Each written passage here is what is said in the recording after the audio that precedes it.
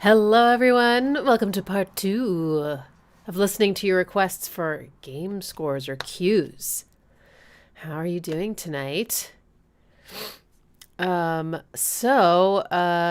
how it's going to work. The first 30 minutes, I'm going to take any request you have for a game cue or score in the comments. And then after that half an hour, we're going to wrap it up and switch over to the super chat portion of the stream. So if your request in the general chat didn't get picked and you have the means and want to take a chance with a super chat, you're more than welcome to do so. One request per person. I will not discriminate based on length, but I will fade things out or skip around as needed to keep the stream flowing freely. And keep, make sure time is used in a wise way. And let me get that keyboard out. Yeehaw! Happy Odin's Day. Is Wednesday Odin's Day? All right. Ducktales was a game? What? Oh my gosh. A Game Boy game?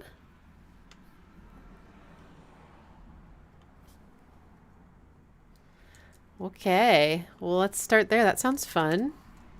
I just remember the show.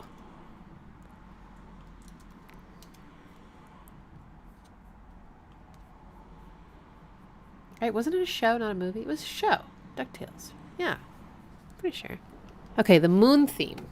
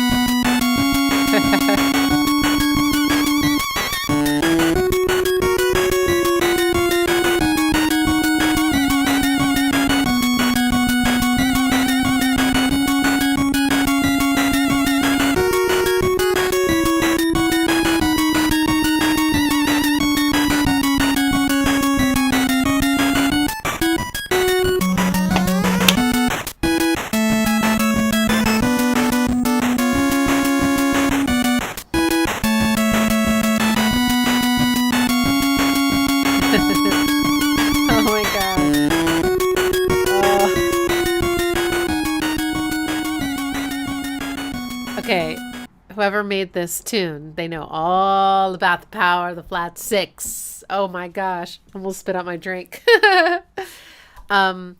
So you guys have maybe heard me sometimes talk about the Super Mario cadence, which is obviously a very new name for, oh shit.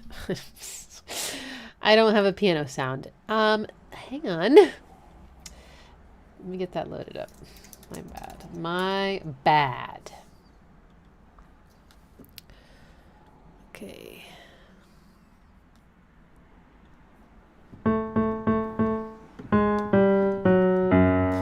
So,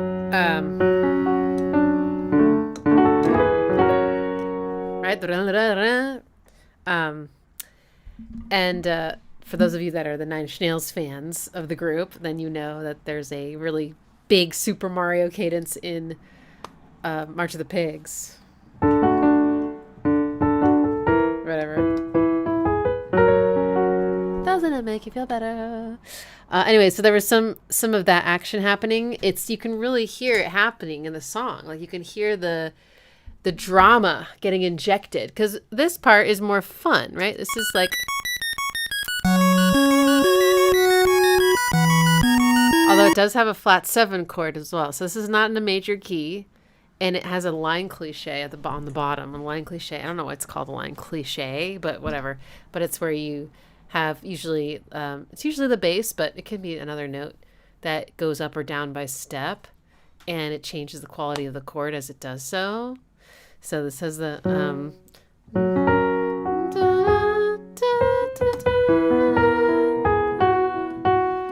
then I think it goes down. There it is. So you can hear the sorry.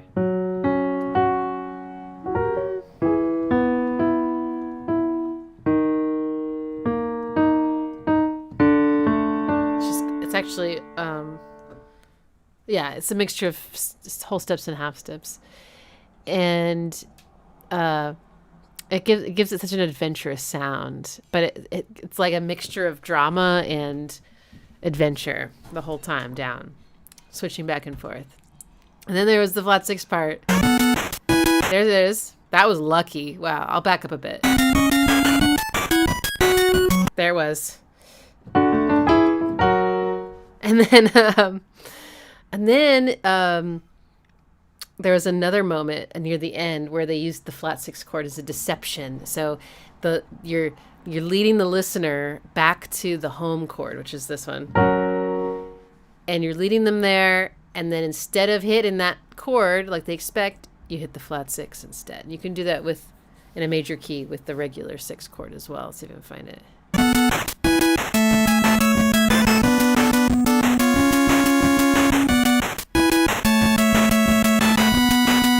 Right here. Yeah. They're like da, da, da, da, da. Sorry, what's it? Da, da, da. And you expect it to go home. And it goes da. It's fun. That's so cute. That's like fully 8-bit, right? Or is that... Someone mentioned 16-bit, and I was like, oh, I didn't even know. I didn't even know that they had that kind of video game music. I just thought it was like 8-bit, and then not 8-bit. That's so fun. Yeah, I didn't play any games like this, like the handheld games. I was doing other things.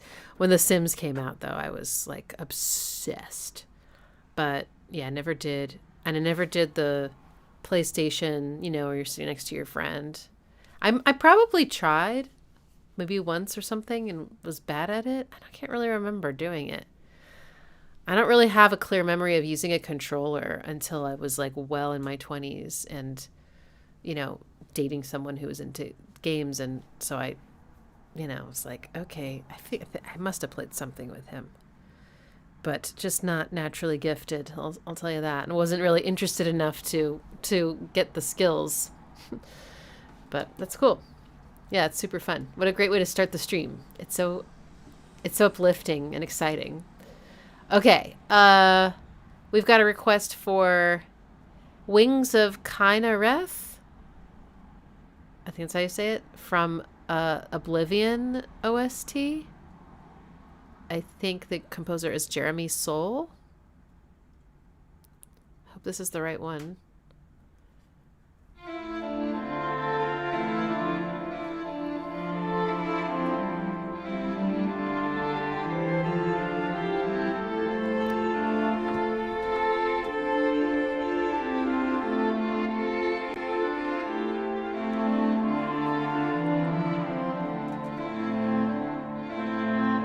Pretty.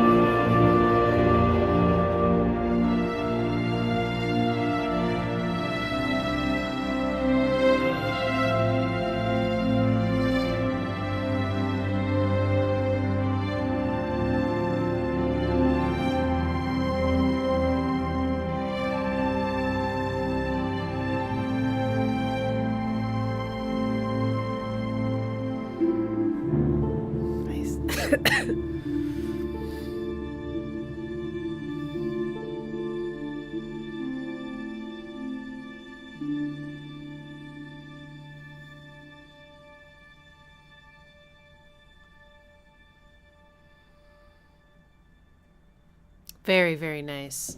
This one's all minor, and you can hear how serious it sounds, right? It's not funny, it's not playful. It's poignant, or it's mournful, or it's just just serious. And if you played this for me without any context, I would think, I was like, okay, either it's for a game, or it's for a movie, or it's actually like a contemporary classical piece of music. It sounds, if that's all VSTs, that sounds really good. It sounds like a real performance, and very, very lovely arrangement. Gentle, it feels kind of pastoral. It feels, very focused. I'm trying to imagine what it would be, what the setting in the game would be for this. It could be just describing like a beautiful space that you're in. It could be that you're on a journey, but like a slow one. I don't know. It doesn't feel like it has a lot of determination about it. It feels more meandering, and like maybe there's some struggle in the journey. I don't know. It could be also that like there's a story that's, maybe a little sad, something happening that's not, I don't know. But it does sound more like period, like from, I don't know when, but I imagine like Lord of the Rings kind of era. I know Lord of the Rings is fictional, but you know what I mean, right? Like, yeah. Okay. Cool. Yeah, I guess this live stream is kind of turning into guessing, would you say, the gameplay by music? Guessing the gameplay by music. That's probably a more catchy title, honestly, than Game Scores Listening Party. So thank you for that. Maybe I'll try that for our next one. Okay, cool. So D minor. D minor is the vibe.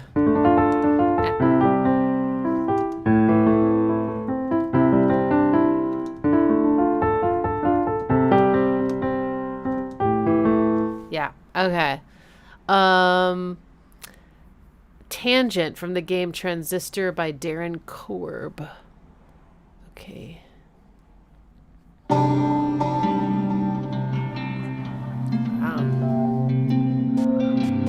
Oh, I hear some synths. Nice.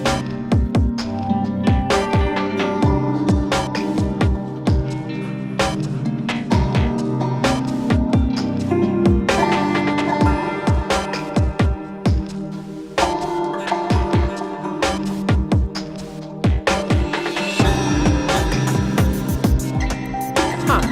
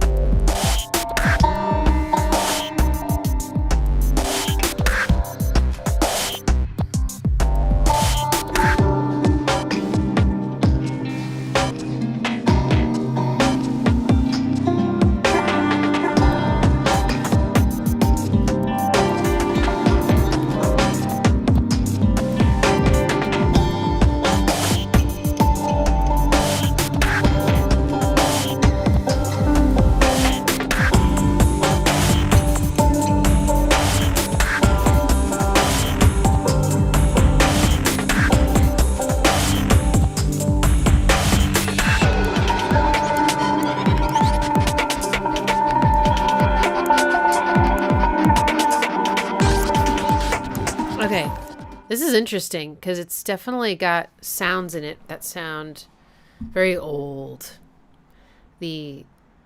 Almost like, what's the instrument I'm thinking of? Almost a little like a banjo, like a low banjo with a lot of delay on it.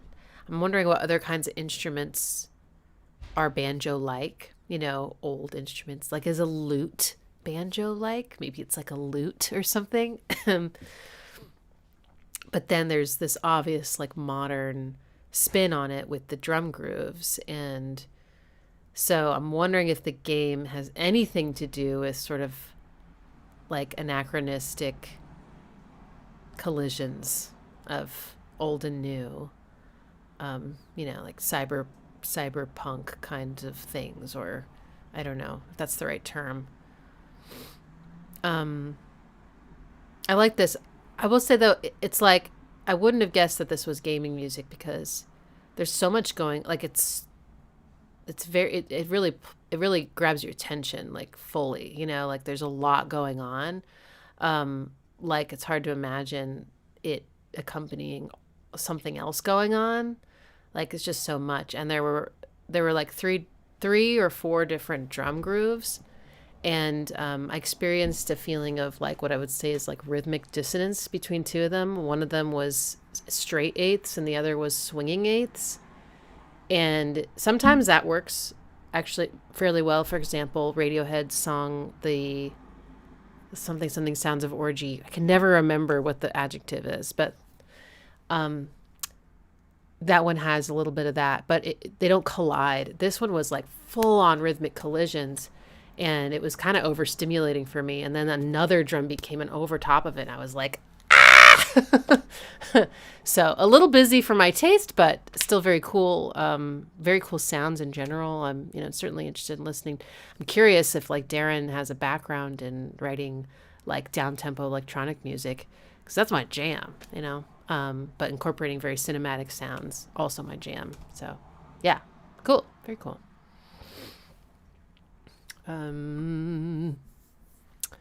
Okay, we got a request for Ikana Canyon from Tilo's Majora's Mask. I probably said that wrong.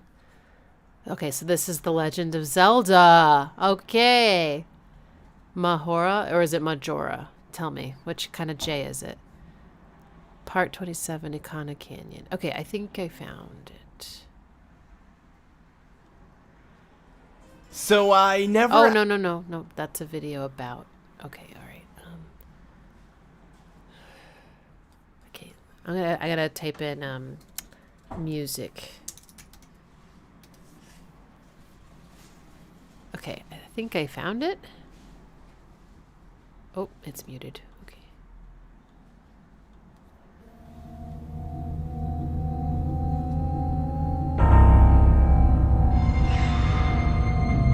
Mexican Zelda. It's Majora, okay.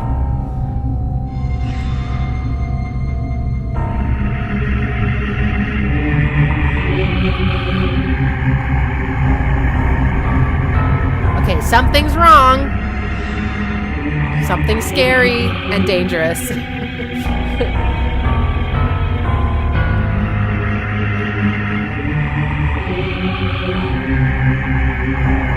I get the feeling that you don't want to go into Ikana Valley unless you have to. Or canyon. Sorry, this says valley, but...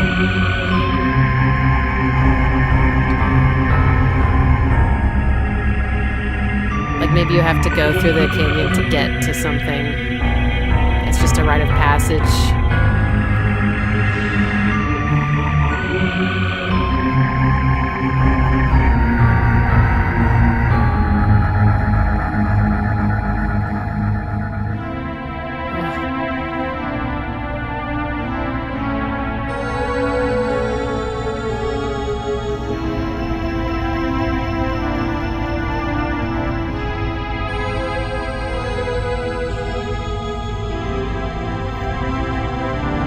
How old is this game?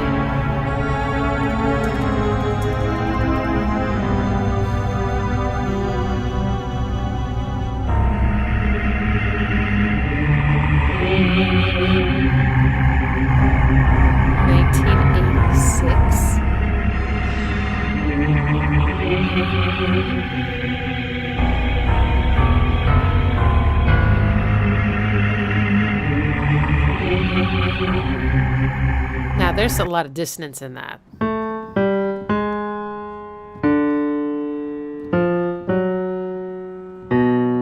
A lot of tritones. Okay, so we got, this one, this tritone, then this tritone. Sorry. This tritone, then this one. Oh, fucking A. Okay, these two. But it's rhythmic, so it sounds like a melody. It's like da, da, da, da. Okay. And then it sounds like full-on samples. I don't know what this is. It almost sounds like a voice because it's got like a vibrato. And each note is sampled, just pitched up and down with the formant shifting with the pitch. And there was another sample here. Oh yeah, and then there's a high one.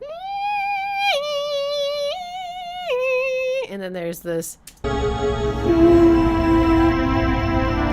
That also sounds like a kind of like a voice, but not. It's being looped. I don't know. It just sounds like something I wouldn't have, but could have made on like my first keyboard in like early 90s or something with some patch, you know, and you're like, not patch, but you know what I mean? Like you're like, you know, choir, you know, and then you're like,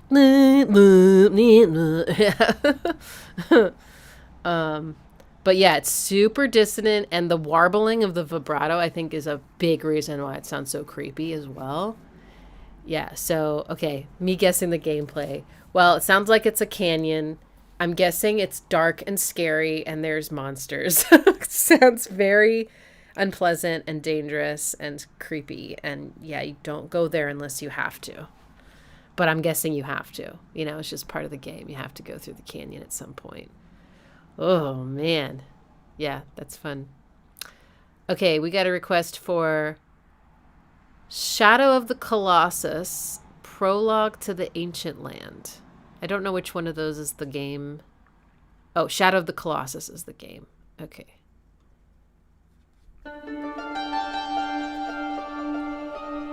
More like undefined string instruments that I love. And an organ. Choir.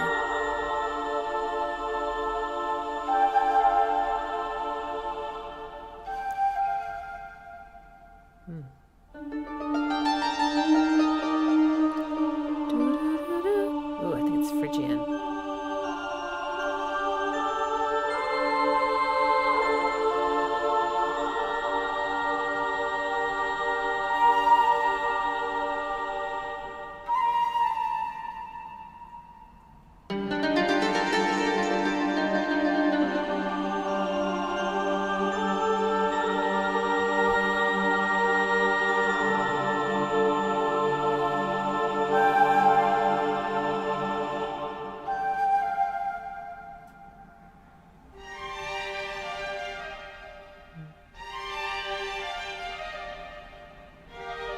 I love all the silences, pauses, rests.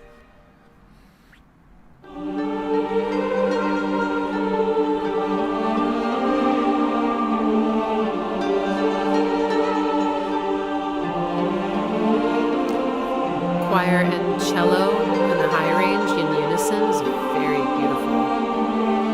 Perfect union.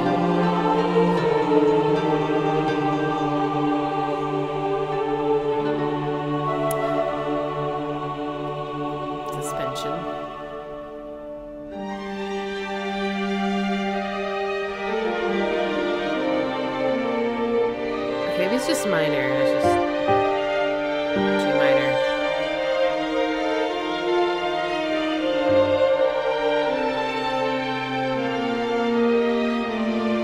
Oh, the composer, by the way, is Otani, or Otani.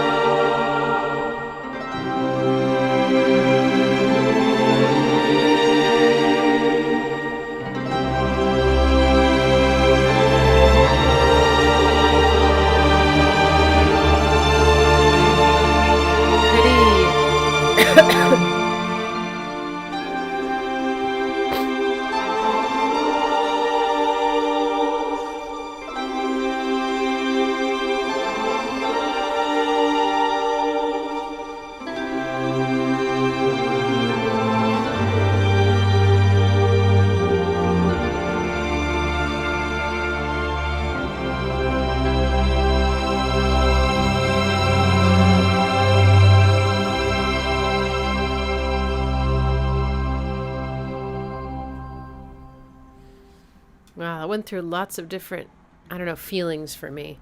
In any case, it all feels very reverent no matter what's happening. Nothing feels, again, like playful or jokey. It's just very poignant, reverent, respectful of whatever it is that's going on. Yeah, I mean, I don't know. I feel like it could be... There's a gentleness to it, but it's also quite grand. But it's not hitting you over the head with it. And yes, I'm not really sure what this game is. I mean, it's called something Colossus. So the grandness, I guess, would kind of match up. Like maybe there's something in there that has a lot of power or size. Because you can really feel with the choir and the big string chords and the big, they're very, very consonant major and minor chords. So they're very like rich, and they're not telling me I'm in danger or anything. There's something very beautiful or magnificent, something to be in awe of. But then there were other moments where things felt more like maybe a little sad, and other moments where it felt more hopeful. Very emotional piece. It's gorgeous. And I was kind of talking through it, but in case you couldn't hear me, I really loved how this composer took like a high cello and had it in unison with the low choir, the lowest voices of the choir, because it's in the same octave, and the timbre was just so... It's just because I think cellos especially can sound so voice-like. And violas too, but they're in that range, that like human voice range, and it's just such an expressive instrument with so much flexibility. It's really, really beautiful. And I loved all of the rests, especially at the beginning. So much space. And it really captures your attention, makes you listen harder, because anyway, that's lovely. Reverend is pretty spot on. It's a game about great majestic colossi. What is that? Colossi. I've only heard colossus. Like, what is a colossus? I don't actually. It just sounds like a big thing. But what is it really? It's a character. Oh, a statue that is much bigger than life size. Cool. Okay. So it's about statues. I'm guessing the statues move, though, because it's a video game. Okay. We'll do one more from the general chat. What you leave behind from the game Spiritfarer.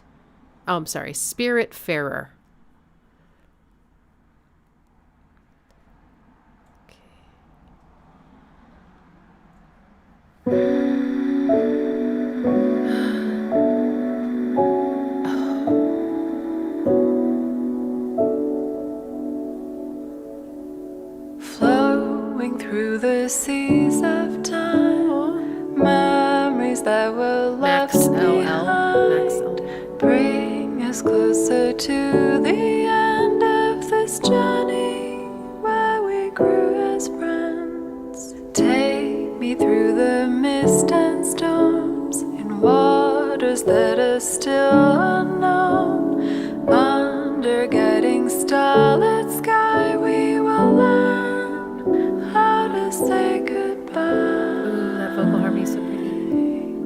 And I'll take your hand and guide you through all the steps one takes to move on to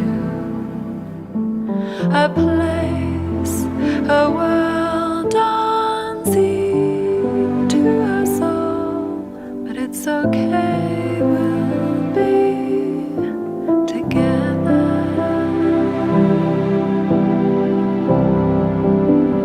And I'll take your hand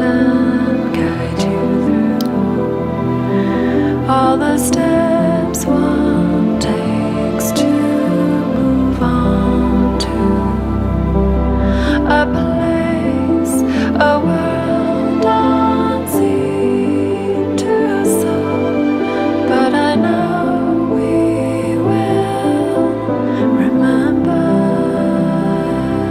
and I'll take your hand and guide you through all the steps one takes to move on to a place, a world unseen to us all, but it's okay, we'll be together, my friend.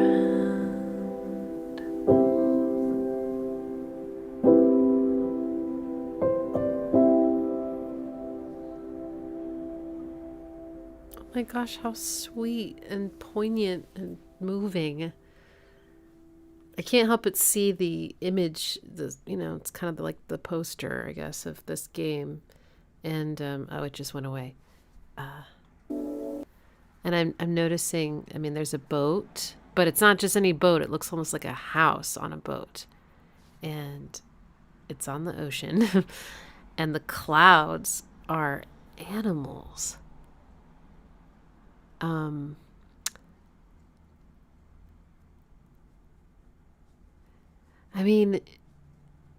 I couldn't help but think that there was some symbolism around like death or transition.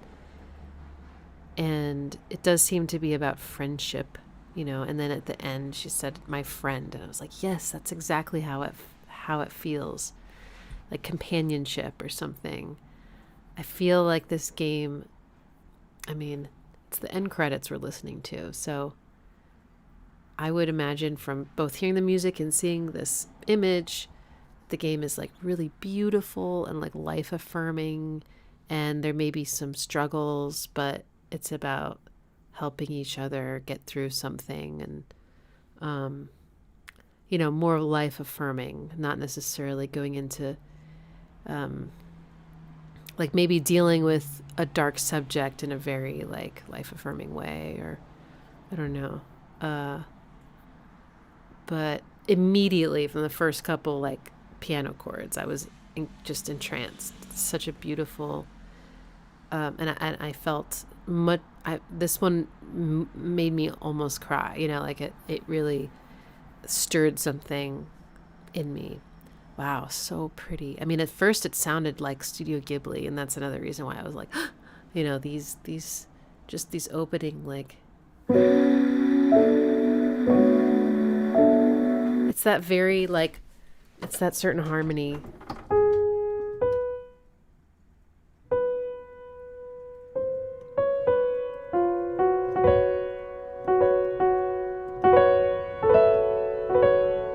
It's not exactly right, but I think those are the notes. I may have them in the wrong order or something, but.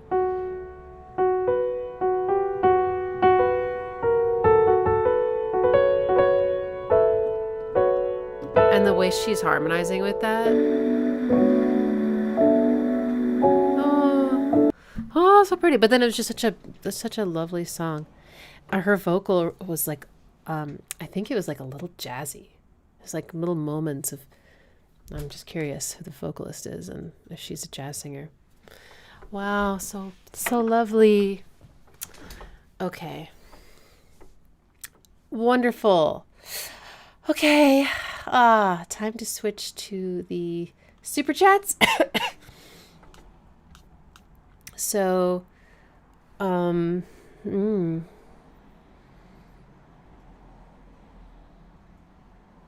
let's do Malarkey's request first.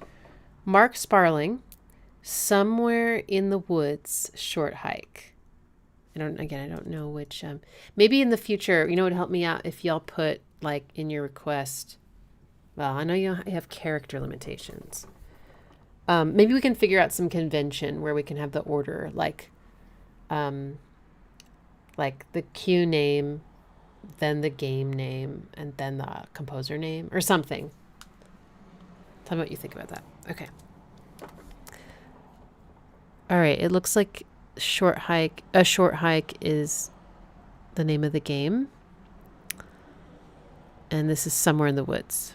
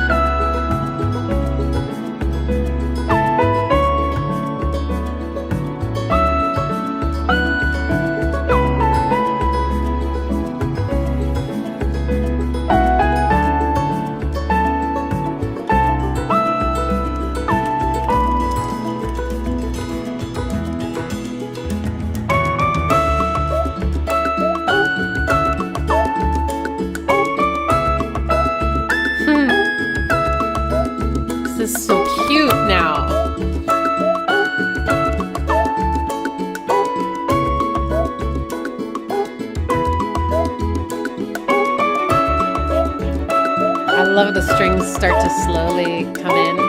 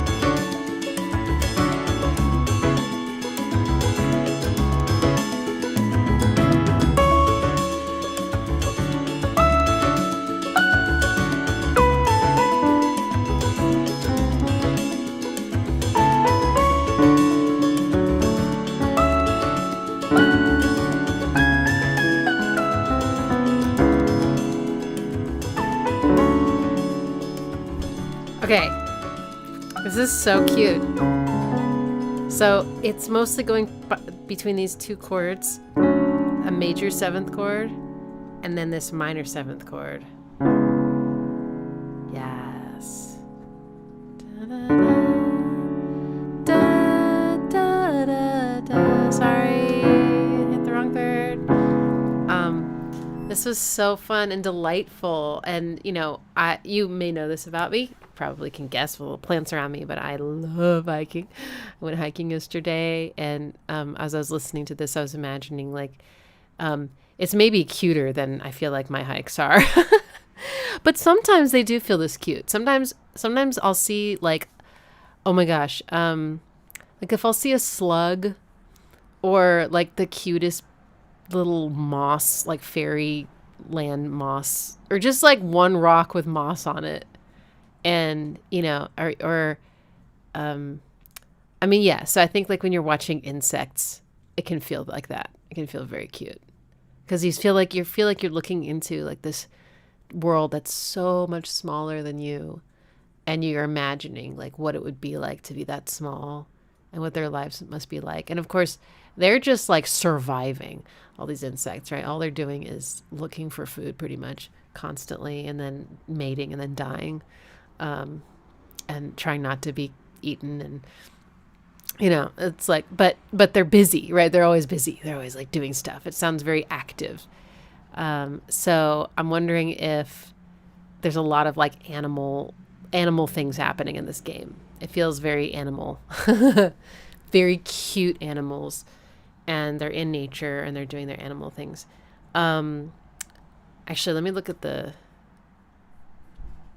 picture. Okay, so now that I look at the picture, it's got like a bird, but it's anthropomorphized for sure. It's got like a shirt on and it's lying down like a person, like looking up at the sky.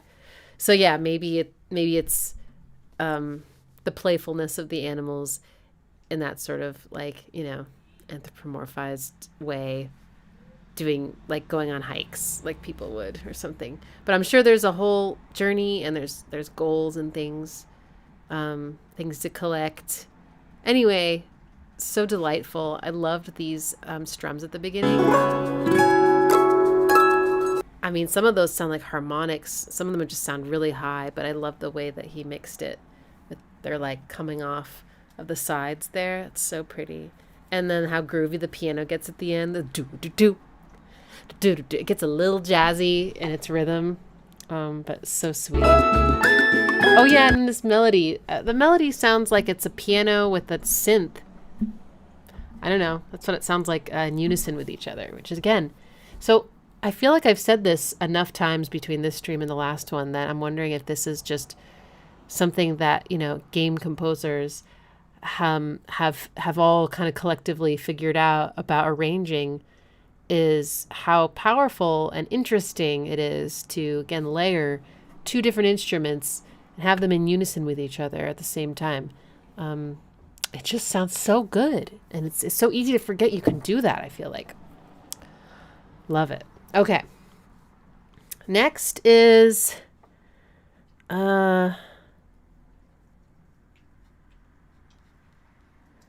Meemorp's request. In the Shadow of the Valley by Lost Weekend Western Swing Band from Fallout New Vegas. Okay. Gotcha. Nice vocal harmonies and a lush pedal steel guitar solo. Those descriptions really do help sell it, I have to say. I'm like, ooh, I want to hear that. Okay.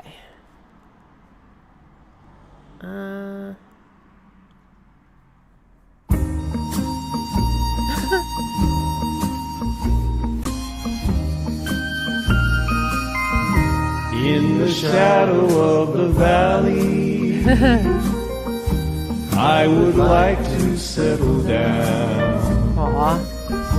Wide open space, wind on my face,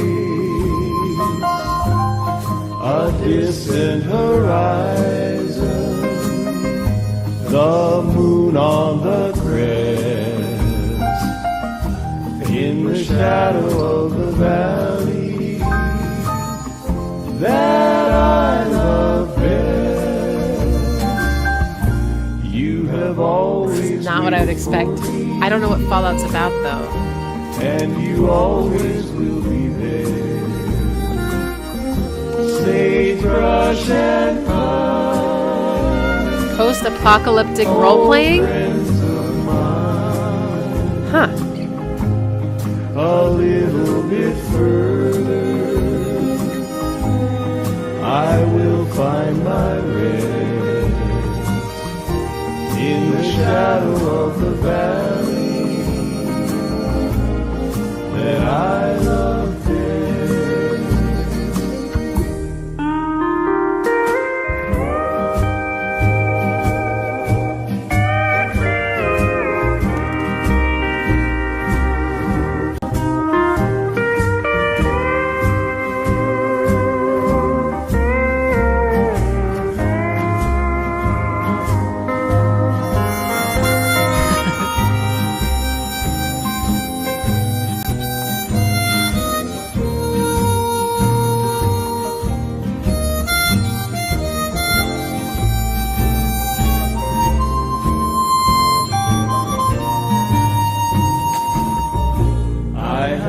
wandered many places,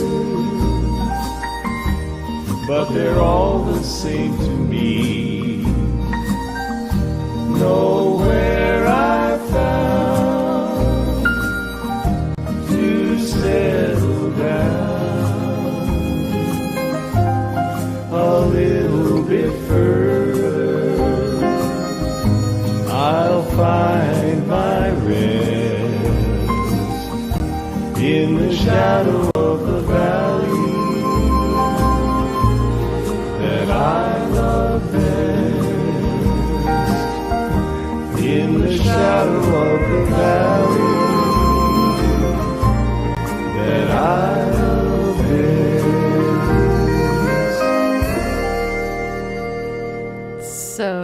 Okay. So it's a it's a polka game. Post-apocalyptic game. I wonder if this is one of those things where the gameplay, you guys have taught me a new word, the gameplay is like really dark, and then the music is like counter to how it really looks, which makes it feel even more unsettling, or something. Because, yeah, just listening to this out of context, it just sounds like a nice kind of, oh God, what genre is this? It's like something I've heard a million times, but I'm like, it's kind of got that walking bass line like a jazz song, but it's not jazz. It's more like country.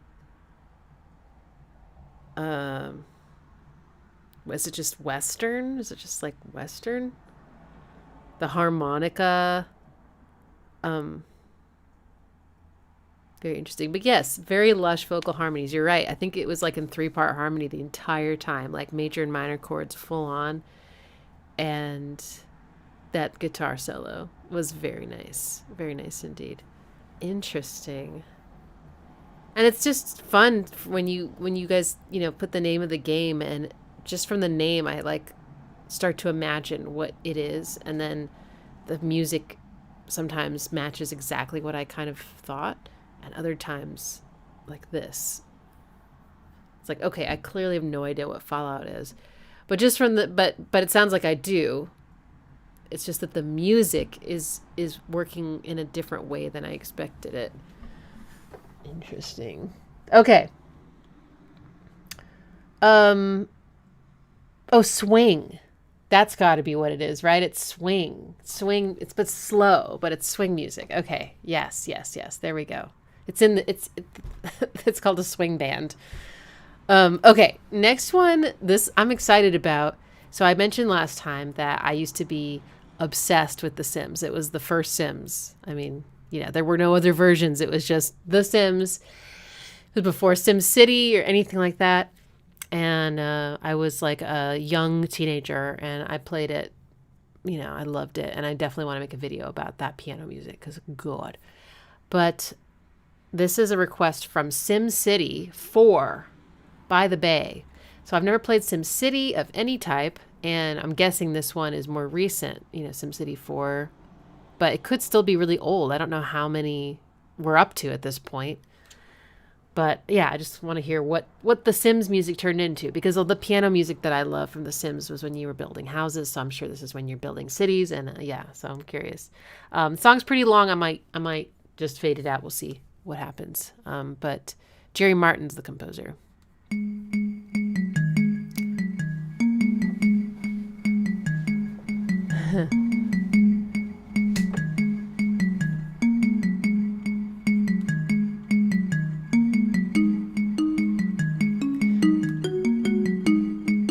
Kind of a marimba-y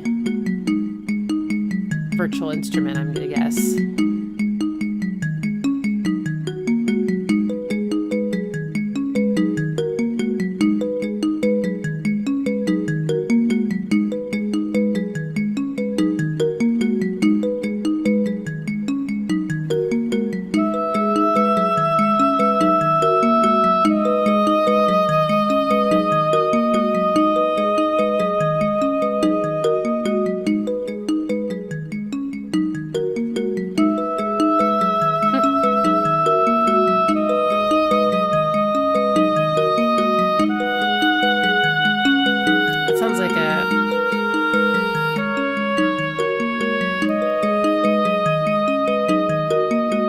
sounds like an oboe.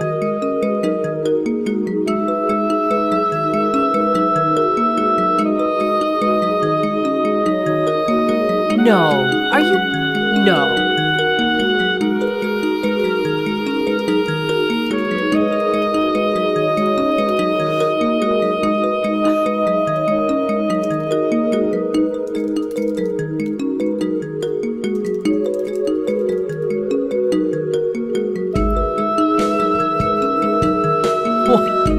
Rock drums. I'm expecting that.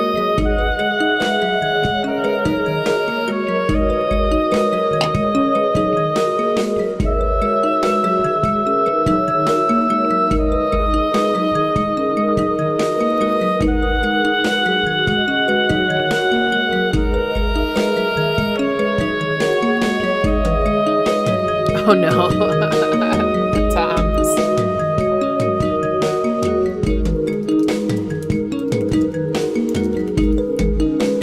This is from 2003. Oh my god, this is a guitar?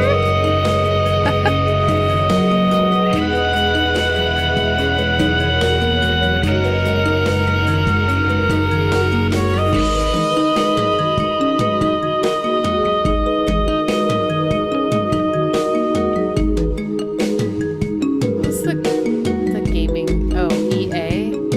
Electronic Arts, right?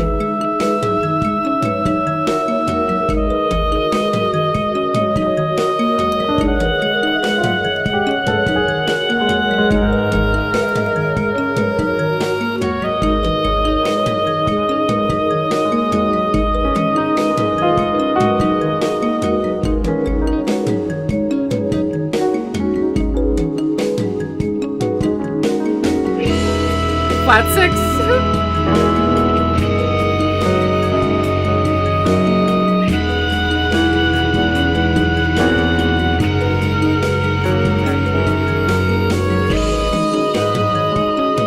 Okay.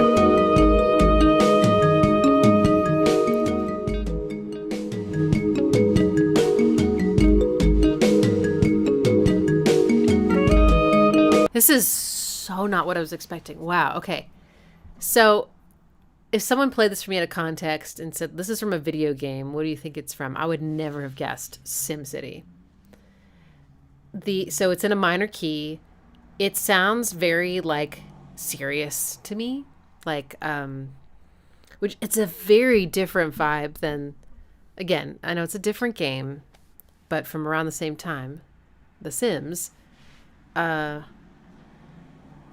which had this very, like, relaxing, free sound. This is very, I mean, this one does sound more industrious, I will say. It does sound more like I'm making something, but it's so serious about it. But I guess making cities is a serious thing. The oboe is very mournful, though. That's a very interesting choice for the sort of the lead instrument. And then I was definitely not expecting like a rock drum beat to come in and then guitars. But the marimba part at the beginning definitely, like, I was like, yeah, totally. Like, I would build shit to this. You know, it's rhythmic. It's definitely exact. It's MIDI. It's like, you know, and, is it da-da-da?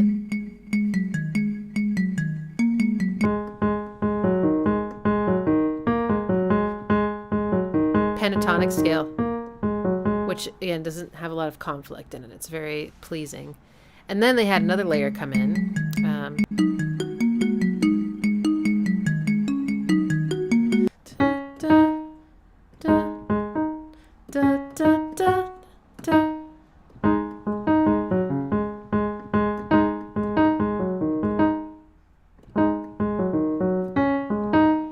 Okay, that would take me some time to coordinate that. But then, yeah, the way it kept building is very interesting. Building. Although that is kind of an interesting thing, right? Presumably this music starts as you start something, and then they add more and more layers, and the song itself kind of builds itself and while you're building something. Kind of a progressive layering thing. And it had a flat six, though. Flat six is so dramatic. Wow. I bet you I would enjoy playing this game. I don't know why I was not interested. Clearly it was out. Okay. The next one is from the Shogo game. KumoBlade is the cue.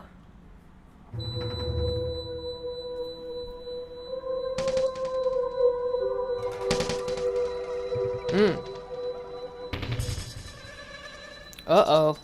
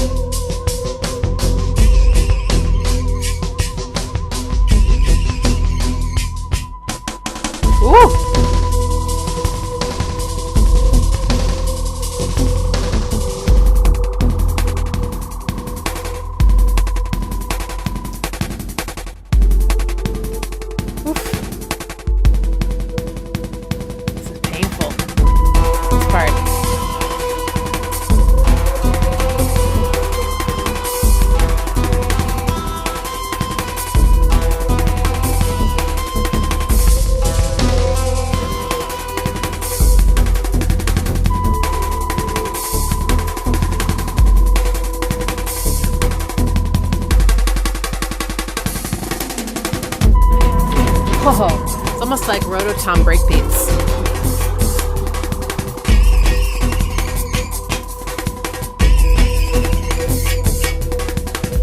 This is super cool.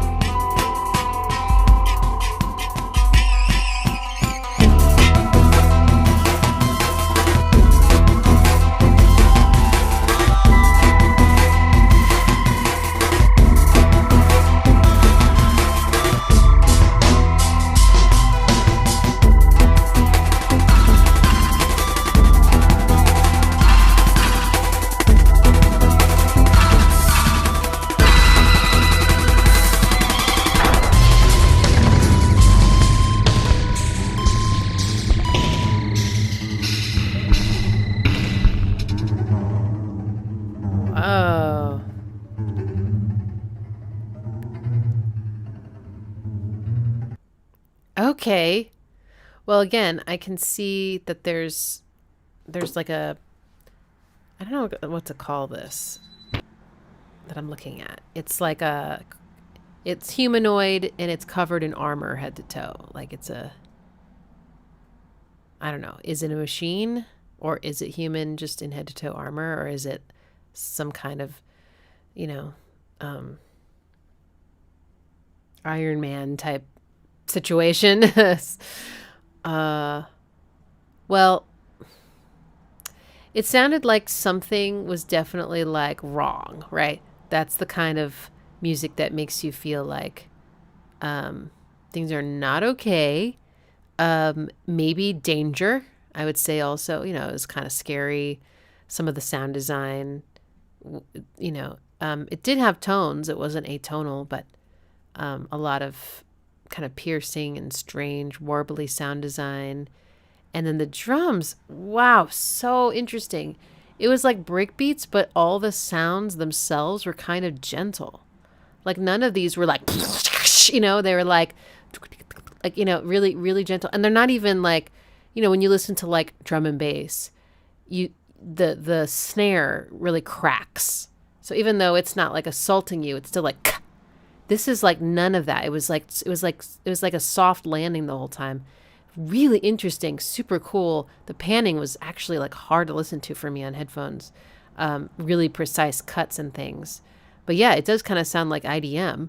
I'm trying to decide if it sounded like there was fighting happening or if it sounded more like you were, again, in transit.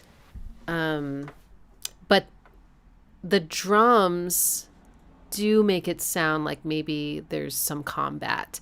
I don't know if the combat is happening right then and there, but like maybe that's the vibe. There's a little bit of like strength, and I don't know. And it sounds really cool. You know, it sounds like your characters are like super cool and they have technology. I don't know. Okay. Wow. Very interesting. What was that melody though? Oh yeah, see, it started out kind of halftime. I forgot about that. And then it really kicked up.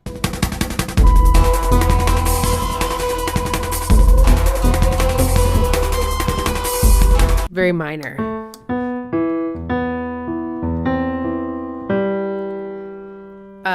And that lead almost sounded like distorted fake guitar or something. Maybe it was real? Maybe. No. I think that's a synth with distortion on it. That would be my guess. But it does almost have a little... I think it's just minor, but it's really harping on that half step between the fifth and the flat six. Which makes it feel even more dangerous. Okay, now for something completely different. Now, I have never played this, but it's, you know, it's definitely in pop culture, so I kind of know that it's a cute game. Animal Crossing. So this is Animal Crossing New Leaf, and the track is, or the cue is 7 p.m.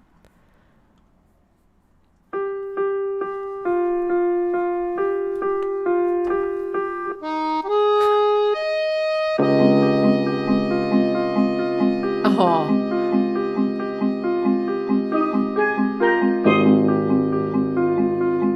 That's like a steel drum kind of thing.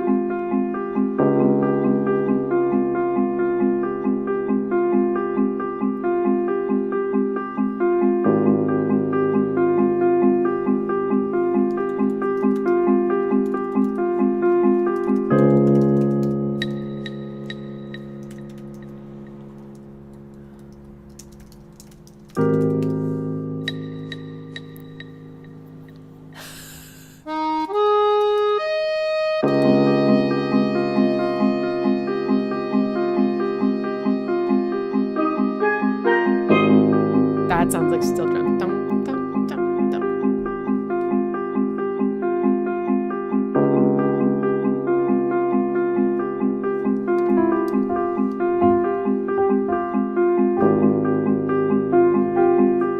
Hi, Milo. Hi, baby.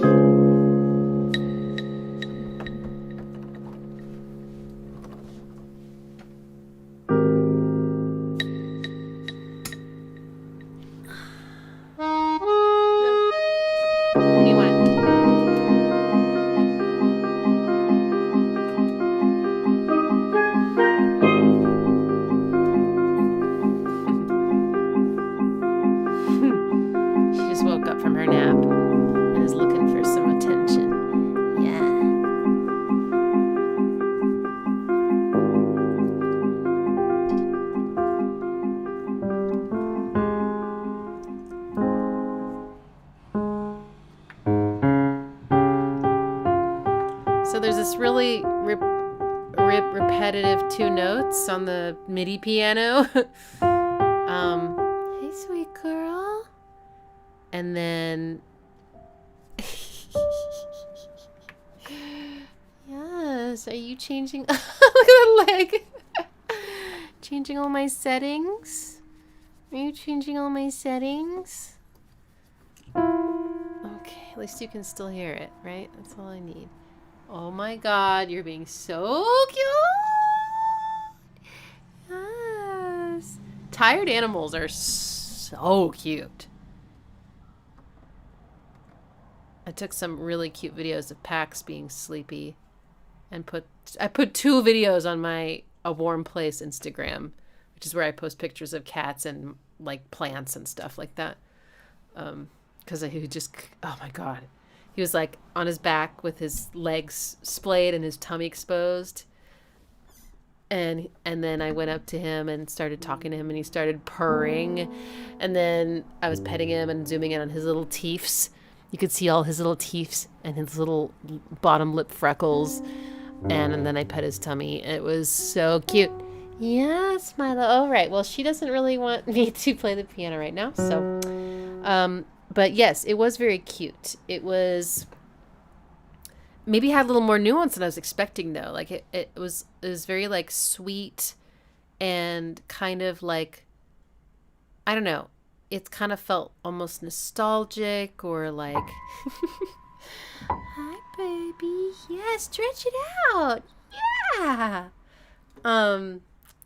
And like, I don't know. It felt like it was like about friendship, and I could see it being used in a context where it was actually even a little poignant. But it was in a major key, but the repeating notes created some really nice little dissonances. So nice. There was the steel drum, dum dum dum dum, was very cute. Okay. Thank you, Milo. Aww. I could imagine like playing that for a child, just like to go to sleep to or something, or, you know, it feels. Hi.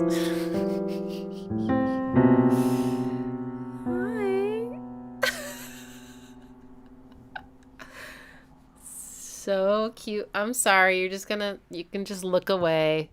Just look away. Oh my gosh. Okay. Milo's playing you some tunes. Oh man. So, you know how there's different kinds of cats? So Milo is the kind of cat that likes to rub her head on everything. And as you can see, she likes to dip down.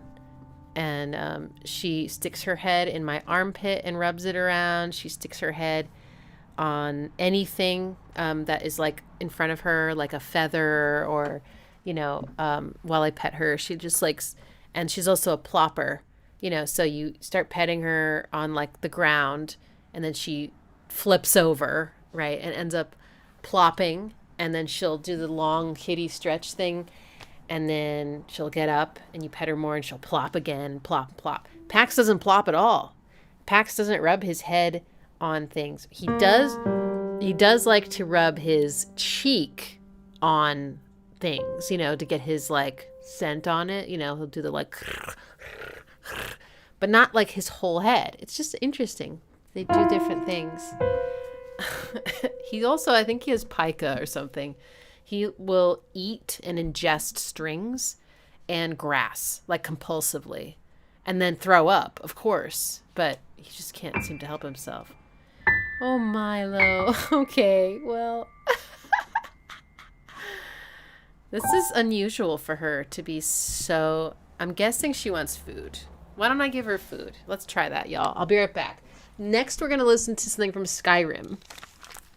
Are you hungry? Is that what's going on? Do you want your nummies? Do you want your nummies? Do you want your nummies?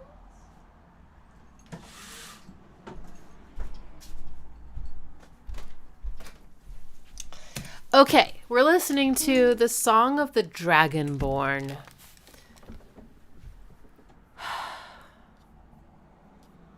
From Skyrim. I've heard of Skyrim. I'm trying to find a good version of this here. Dragonborn. Okay, I found it. Oh, Jeremy Soule again.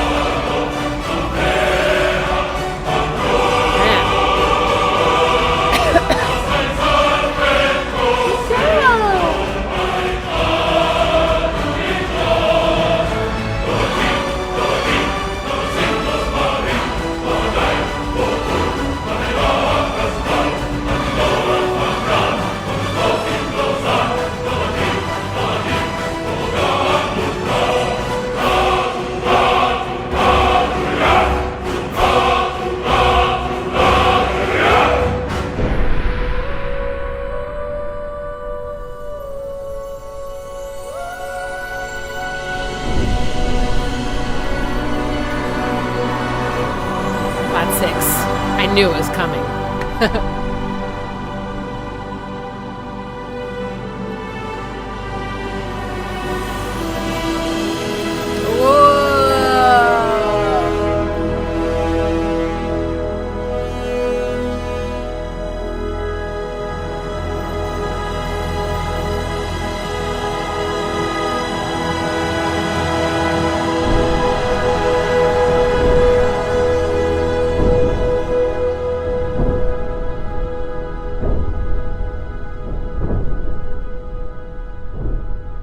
That one's very cinematic. Like that build up at the end sounded like the last 3 seconds of a movie, and then the credits start, right? Like, whoa. Fun. Okay, this one was in 6/8, I would say. That's what, 2 big main beats subdivided into 3. 1 and 2 and dun dun dun dun dun dun dun dun dun dun. Okay. Skyrim. I don't know anything about Skyrim except that the name sounds very cool. It sounds very fantasy. I mean, a lot of these games are, I know, but it definitely sounds like this song sounds like a battle cry to me. It's very proud. It's also dangerous. So it feels like battle. I'm curious if that's if it's a when it is happening in the gameplay, or I'm guessing it has to, right? All male voices and very deep and very primal with kind of sounds and orchestra, right? All orchestra. Maybe there was one moment where I heard it was this one where I heard a synth for just a second near the end. And then, it sounds like a full orchestra. You've got the whole string orchestra, and then I definitely heard brass. Did I hear flutes and things? I'm not sure. Probably.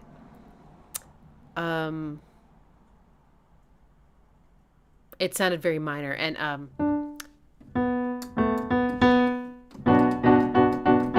at the very end, I could just feel it was coming. It goes flat 6. It's like, let's do a nice big rich one. Fuck, what did I do wrong? Oh.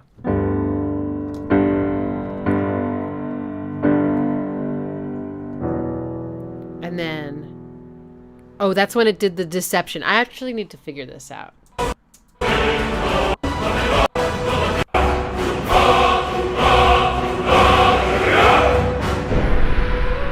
Oh yeah, and even that's so cinematic. The choral kind of delivery from the soprano or whatever. Right, no vibrato, this pure tone. It's so haunting, and you're just right. That's the only part where I feel like there might be a synth right there. Okay. Flat 6. And then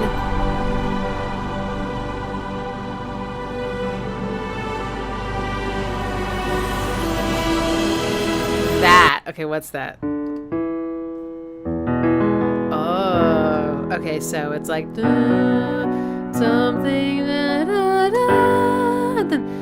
and then they hang out there, and he's like,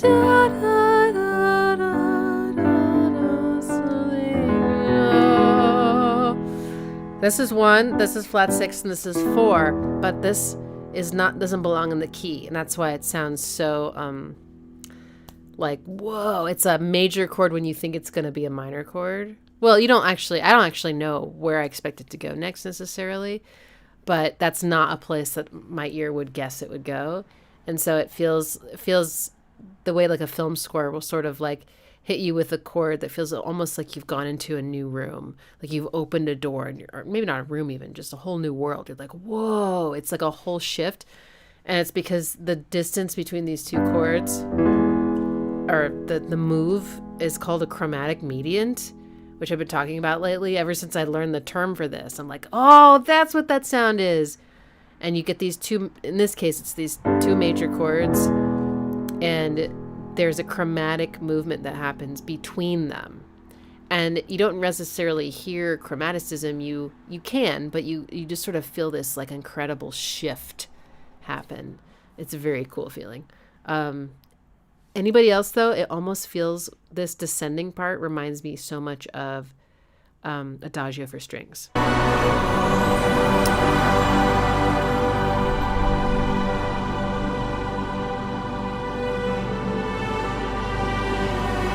In fact, in Adagio for strings, it goes...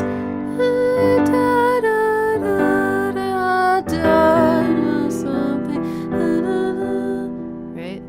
Yeah, so it goes to the minor chord. This one goes...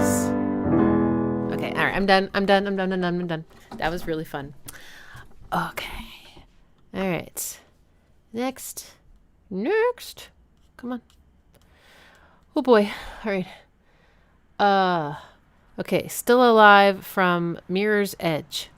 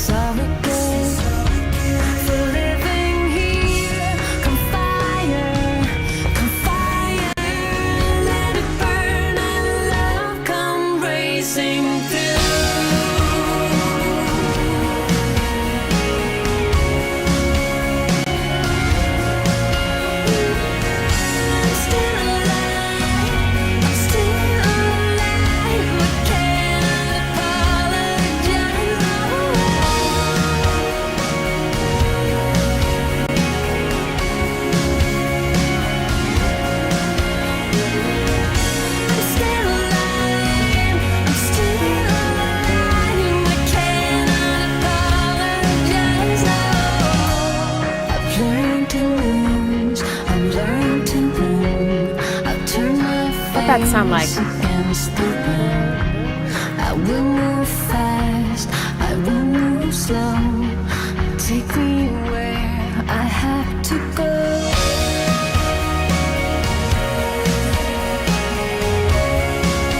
Pretty.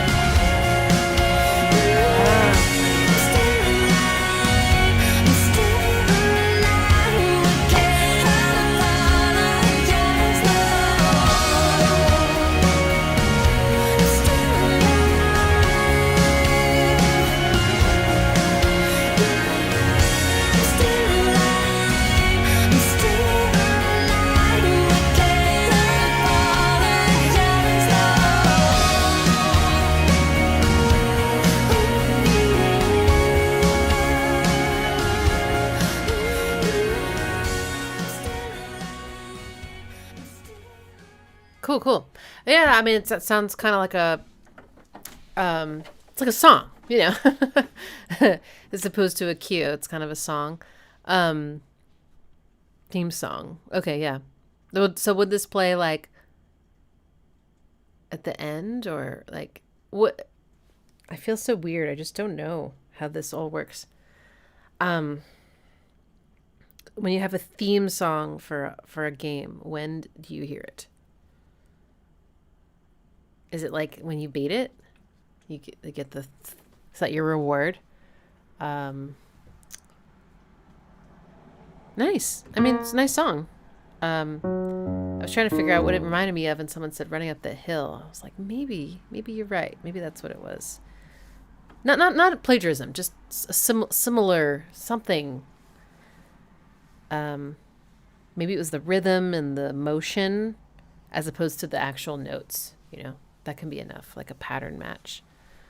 It was kind of, I would say it was in a major key, but it didn't always emphasize that. It just went there sometimes. I liked how the drums had this emphasis on, yeah, that like,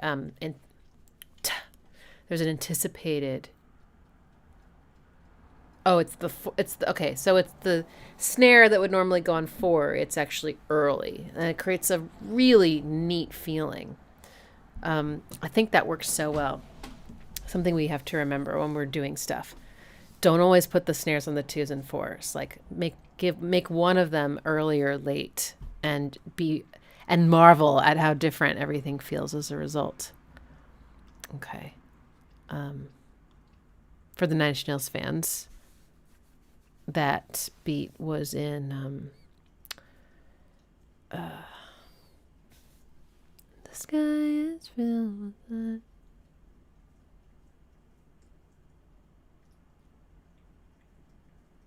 See it, the black is really white.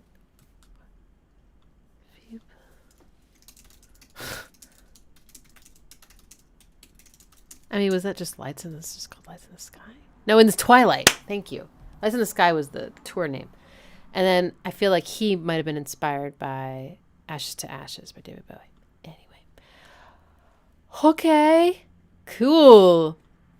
Next is Atrus' theme by Robin Miller from the Myst with Y 2 game.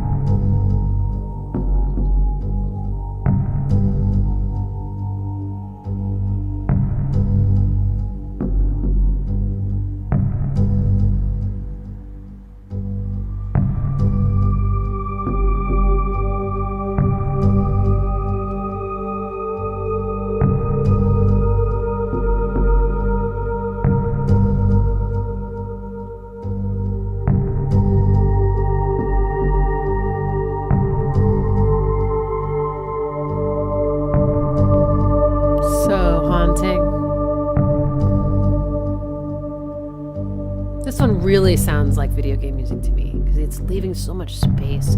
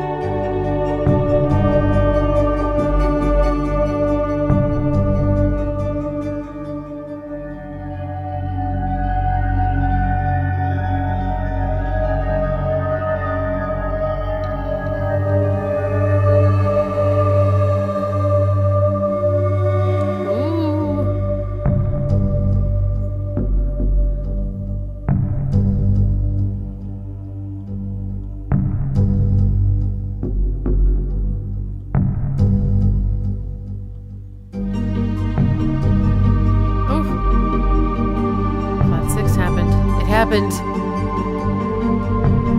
We should do that next time. We should be like... Oh, I'll type it.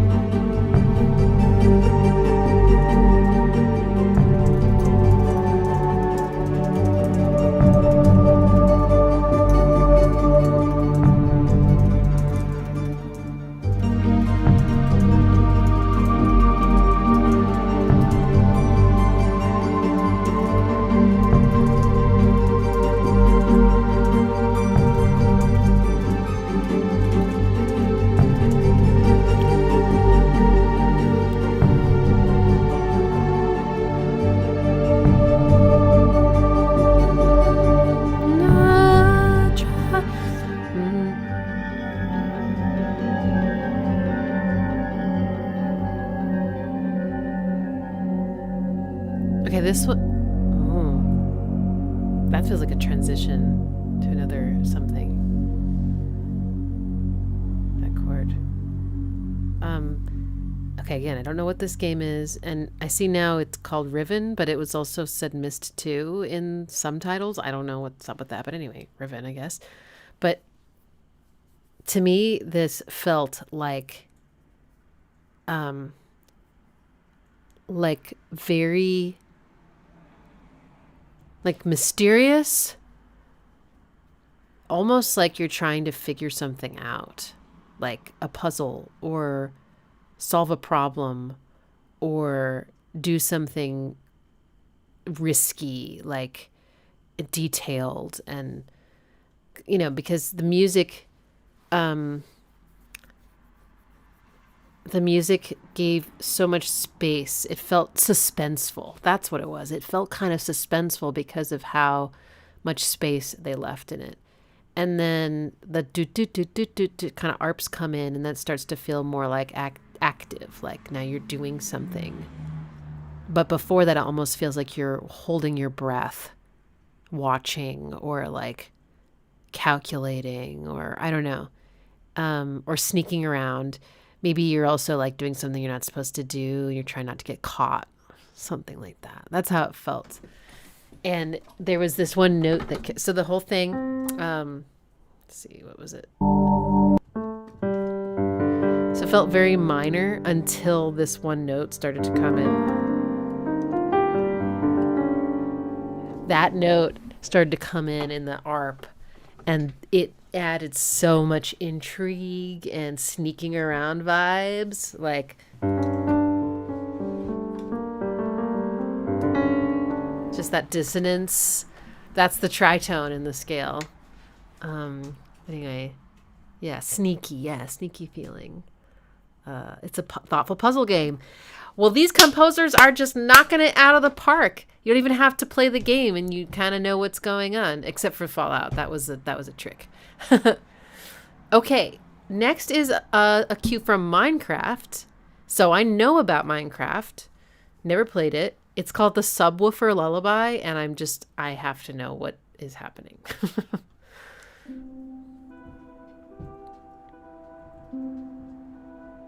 It sounds like Aphex Twin. Or probably the way around. No, yeah. It sounds like Aphex Twin. Yeah, exactly. I was afraid I was saying the other thing.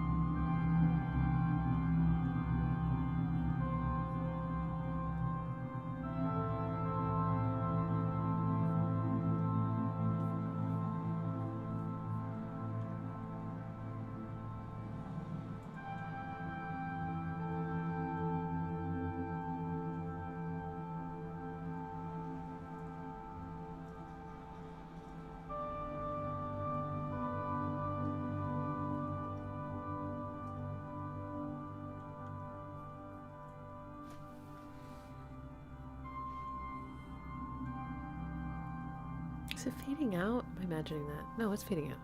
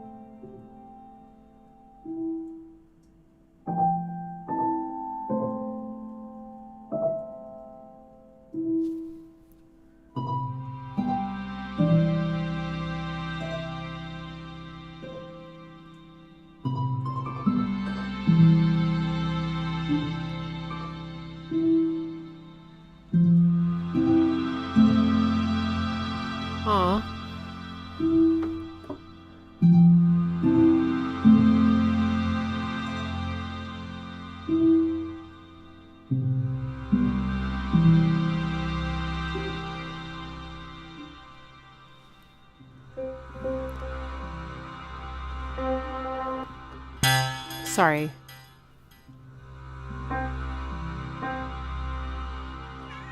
Hi, baby. I was trying to find a piano sound. It sounded kind of like something I found in Logic before.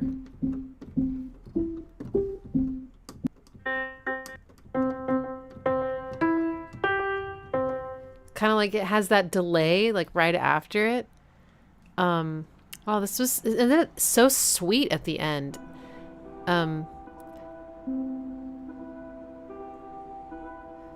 So this is in C major.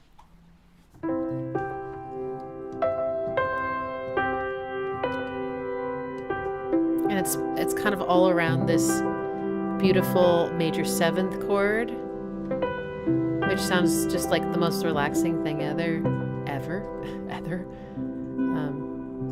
But this part doesn't sound like a piano. This part sounds like some kind of something that has the attack like chopped off of it. It kind of goes right. You don't hear the attack. So.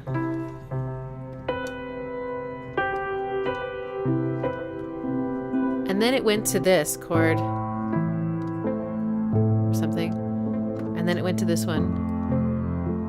And then it went to this one. And then it went back. And these are the axis progression chords that you hear in pop music. But then this part sounds so reverent, and I think it's because it sounds like an organ. You know, every time a note is played, so in contrast to the beginning where the notes have very little decay or very little sustain. I mean, they just kind of right. Now the notes have all the sustain, and they're just like,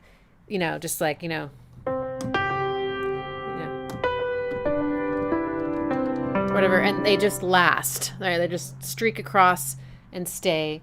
And yeah, it feels like an organ, like, and then these big, these big grand major and minor chords. Pax! Hi, buddy. Hey, buddy. You want more food?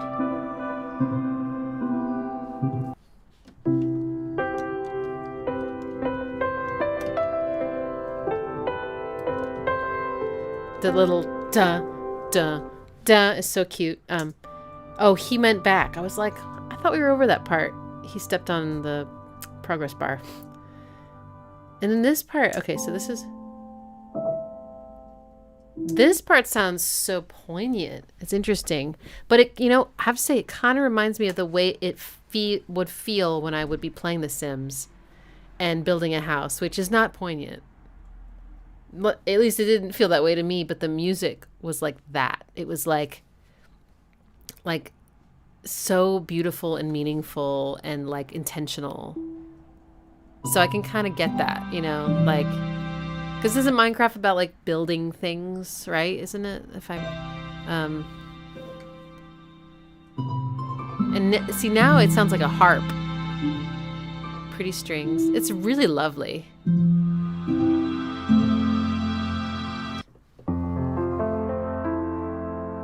Seventh chords. Hi, sweet boy.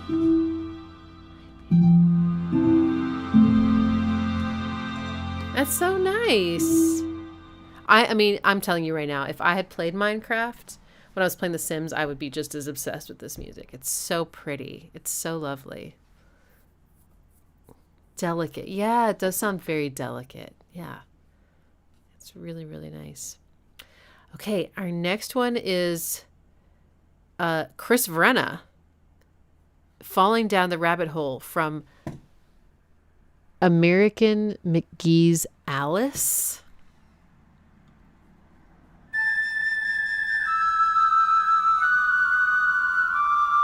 Oof.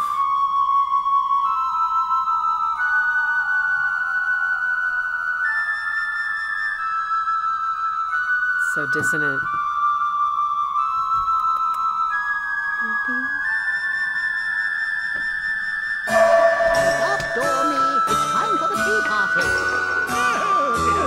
Harpsichord.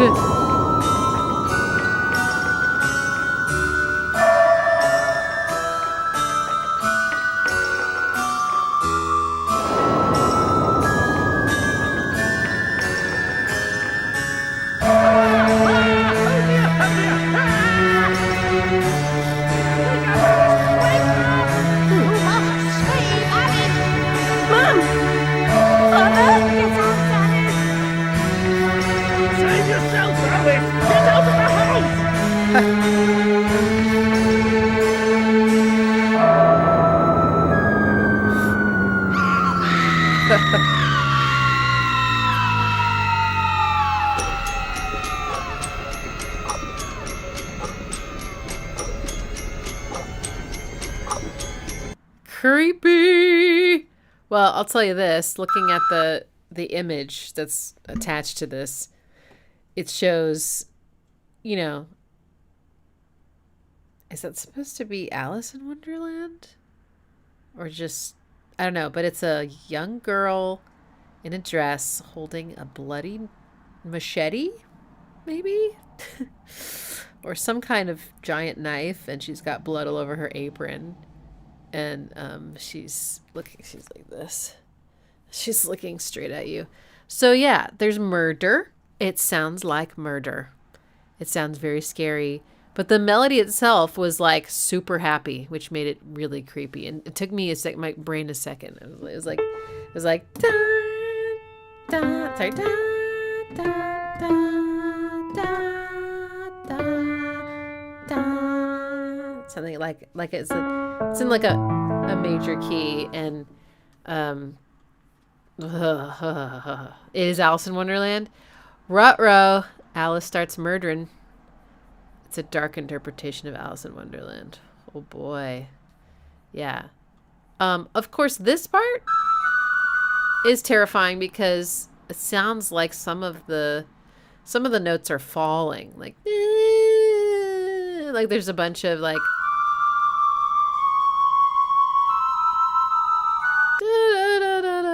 or something. There's some sort of chromatic dissonant thing happening, which stops in the middle and then comes back here.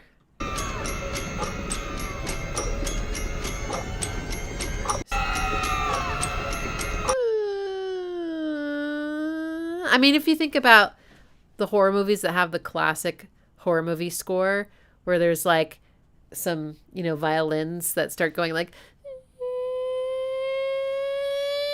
or they like, or everything starts to, like pitch bending can sound so terrifying. It's so disorienting. And any instrument that's doing it, even a voice doing it is, a voice going like, ghosts, right? Ghosts. I should interview Chris Vrenna with your hands on the keys.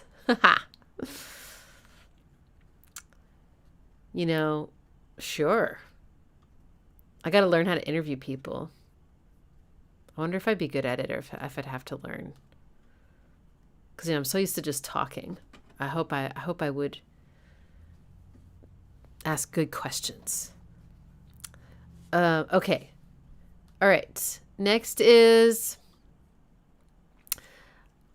a cue from Assassin's Creed 4, Black Flag main theme.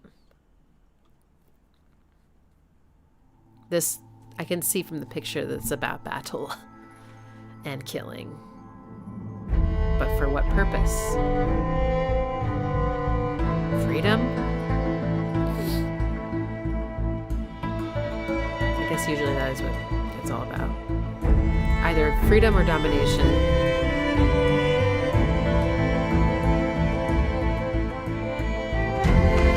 About 6. Oh! Oh yeah, it is piratey. You're totally right. The timing sounds piratey, as well as these big grand chords. Ooh,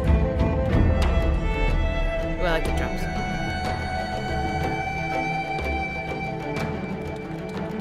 And the strumming sounds kind of folky, which makes you think like Salt of the Earth people, right?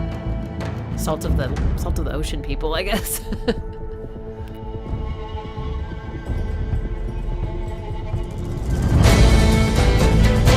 Oh.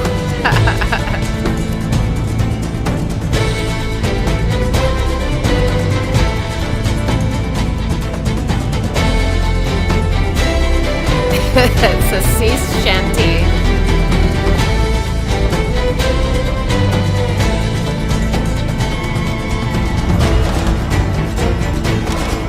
Ooh.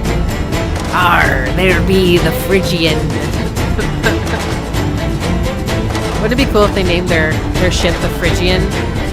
She's a beaut.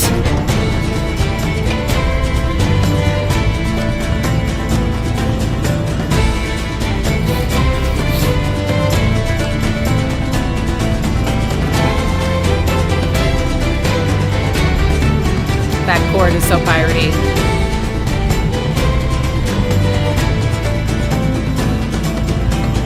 The drums are sick. Wow, that was great. It'd be fun sometime to study what makes things sound piratey. I guess that's really all I really want to know. I just want to know why things sound the way they do. I want to know why things remind you of stuff. I want to know what the patterns are. I want to know what the thumbprint of every composer is. I think that's just so fascinating. But anyway, I don't know if we heard a flat 6 chord. I think that might have been too intense. It's not playful enough. Instead, we got the sorry, I still have this weird piano on, but da, da, da, da, da, da, da, and then that one. Let me undo my piano thing here.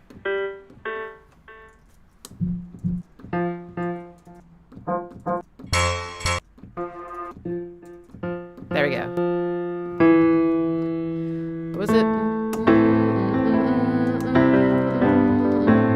And then we had you gotta have some playfulness when you're doing pirates. When you're being a pirate, I guess, when you're pirating. And then that was in 3/4. I was expecting 3 somethings, whether it was 6 or 12 or whatever. Totally. That was fun. Okay, and now Rise of Nations is the game. The cue is called Sri Lanka. And the composer, I'm not sure.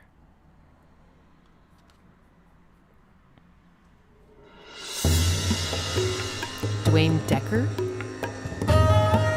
Oof.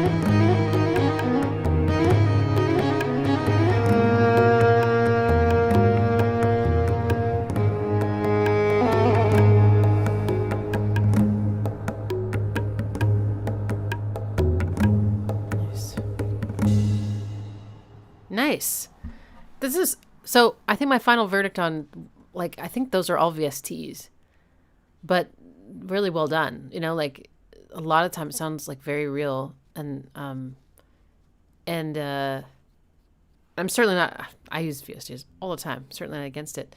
And I think, you know, I think. Would you say, as gamers, that you expect some? You kind of almost expect that for a game music, right? Like when you would you, if you came across a score for a game where it was like very clearly like a whole ass orchestra, you would be like, whoa, right? Like we're eating good tonight, you know, like that, like, you know, so because it's a game, I don't know, you know, it's like this it's this digital experience you're having. It makes sense in some ways. Also just the way game music started, right? It had to be this 8-bit stuff. But those are some really nice samples and really nice VSTs. Like, cool. Like that one fooled me. I was like, but see, so for a while I was like, oh, maybe some of them are VSTs and some of them are live performers, which is possible. You know, maybe if the budget is such that you're like, well, I can hire like one person, but, more likely it's that it's all VSTs, but that's such a realistic sounding sample. It's so good. Cause it has all the bending, you know? So I would say, I don't know. Yeah. I mean, it sounds like that droning instrument. I can't remember what it's called.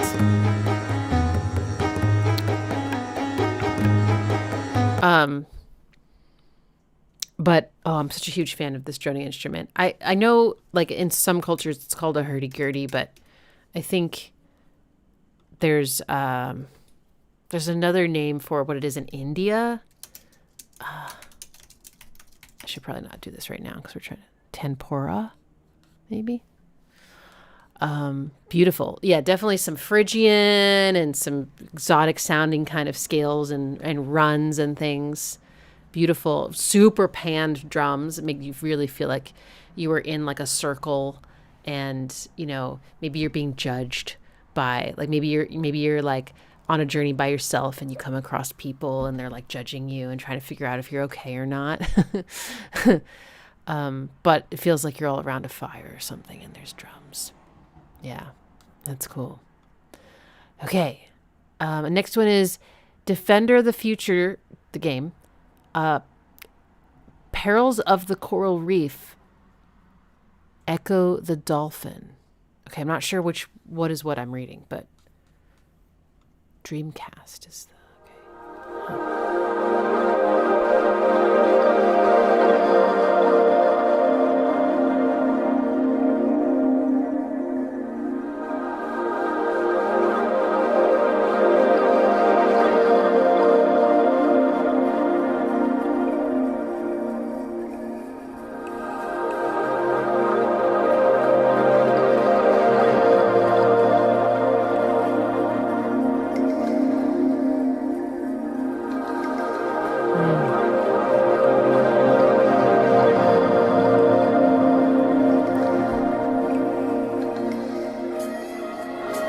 Oh my God.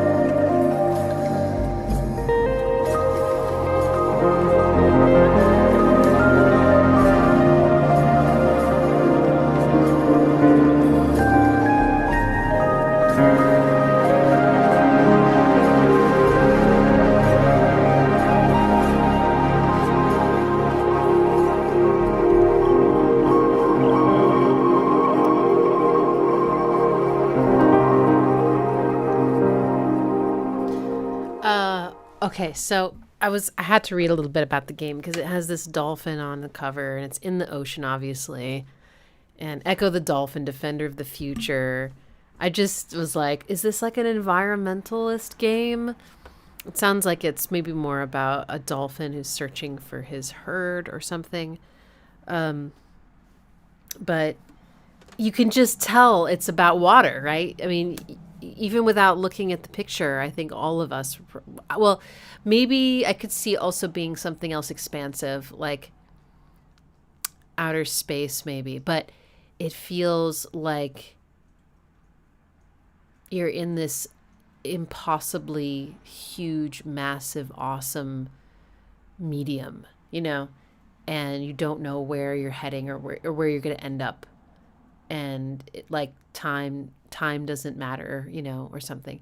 But you can hear, I mean, it's literally sounds wet. And I think there's so much reverb on everything. I think reverb makes things sound very wet. Probably, I would guess, like, you know, when you listen to something underwater, which is really hard. But, you know, I mean, if you think about like a whale song, right? It sounds as if there's reverb on it because of, I guess, just the way the sound travels through that medium. It you know, it has this incredibly long decay. That's probably why it sounds so wet, wouldn't you guess? Why it sounds wet to us. And then all the little, like, the percussion, the little I feel like that also makes it feel like you're in a huge space where there's just these little things that you're passing. You know, it doesn't feel very dense, it feels like. And then the, like, kind of cheesy guitar, I think, really added to it too, like down down down down down down down. A lot of seventh chords as well, which really chills you out. But it feels like it could go on forever. Like, it doesn't feel like the song has a beginning or an end. It's like it's always existed. It's lovely. It's beautiful. It's very lush, very, very lush, layered, peaceful. Okay, next is from Soul Reaver 1. And I guess the cue is called Ozar Midrashim. Midrashim. Yeah. Okay.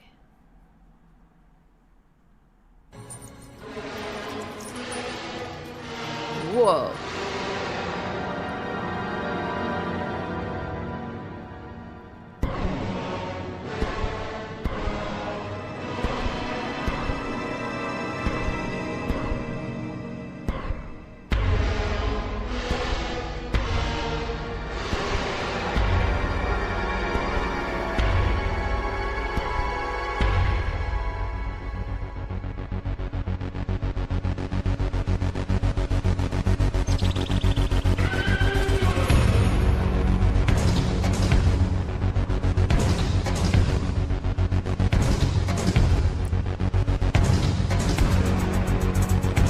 Whoa, hi-hats.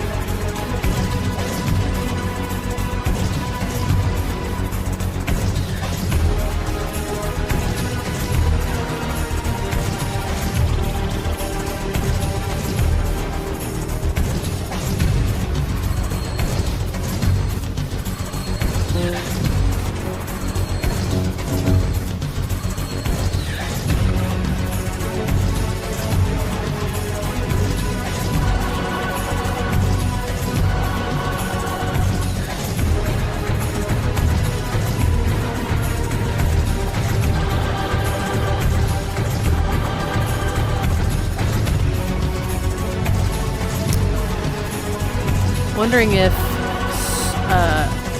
Ozar is like a bad guy, and this is his theme. You know, that makes sense, right?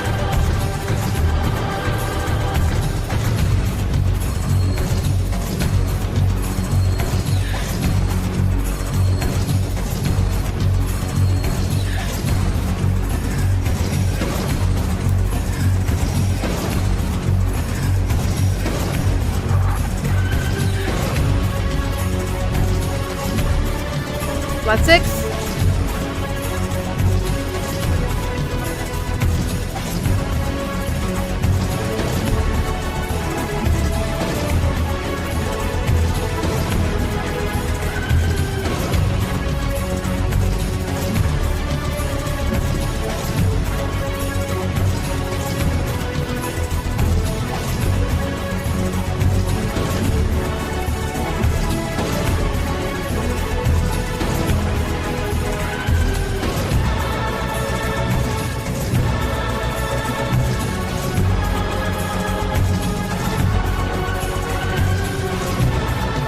Love that, like, thing that comes in.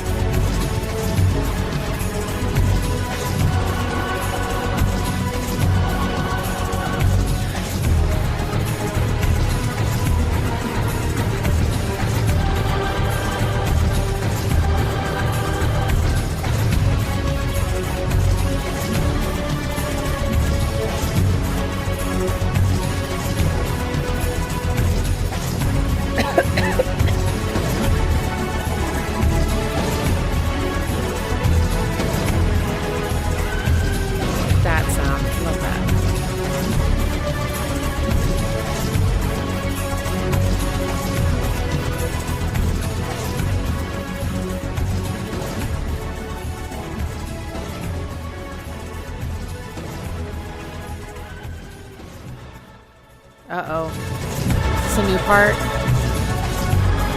No, I've heard this part. Okay, all right, cool. Whoa. This sounds like pure evil, is what it sounds like.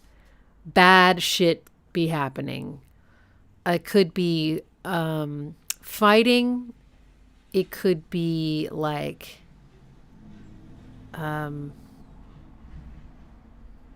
someone mentioned basically slavery, and I'm like, yeah, that checks out.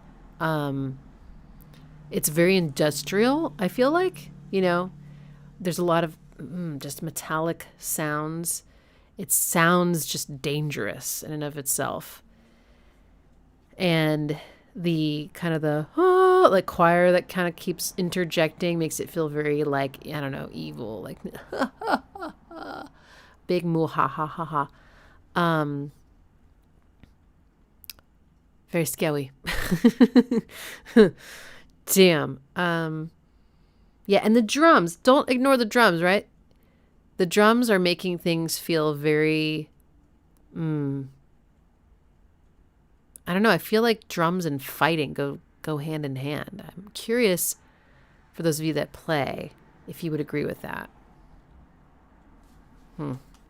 Damn. Be prepared scene from Lion King vibes. Oh my God, you're right. It does have that vibe. Oh, sheesh. And then, someone else said it reminded them of like a deforestation or something. I was like, yeah, it kind of does have that, like Fern Gully. That's such a good movie. I just watched it recently. It's very 90s, but it's great. Man. Oof. All right, I have 2 more queued up, and then we'll have to call it. Tetrasphere, I think, is the game, and the queue is called Hallucid.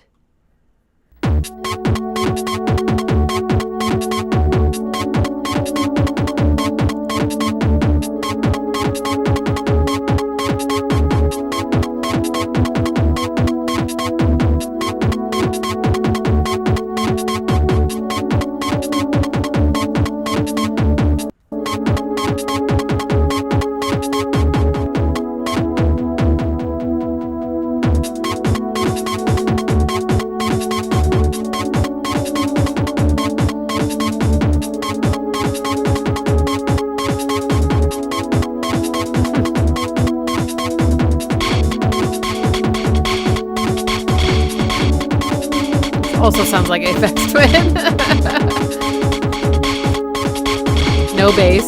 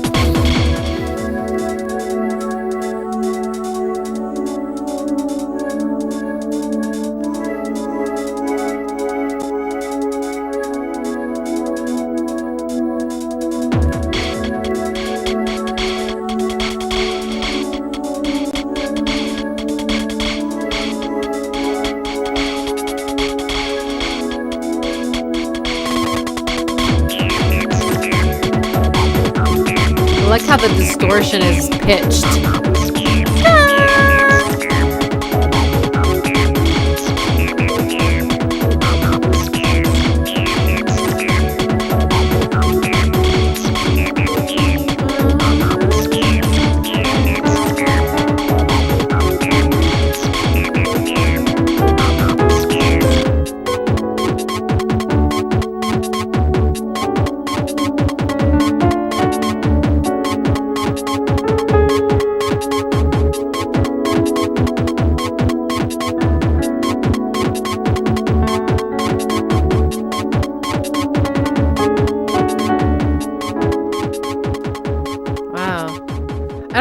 If I would have guessed that this was video game music. It sounds like a sweet like IDM track from 1993 or something. With the super soft pads.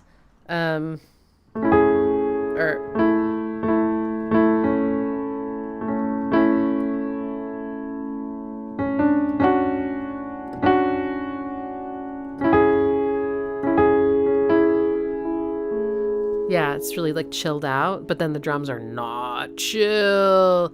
So, okay, guessing what this would be for gameplay. I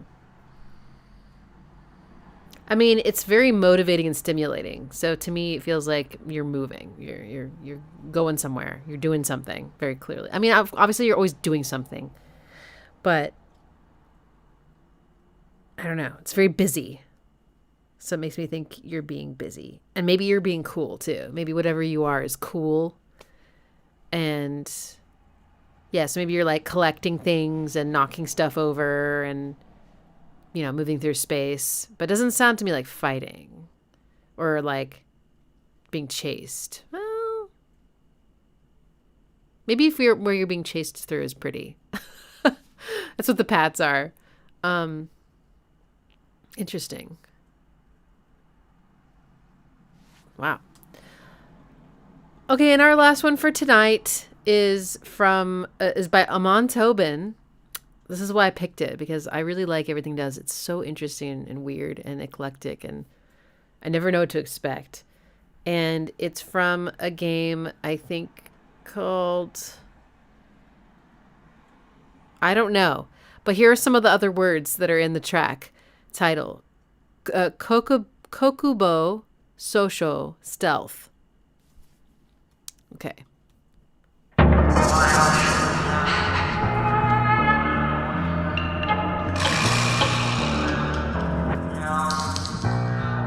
Oh, we got a piano. Splinter Cell is the game? Okay.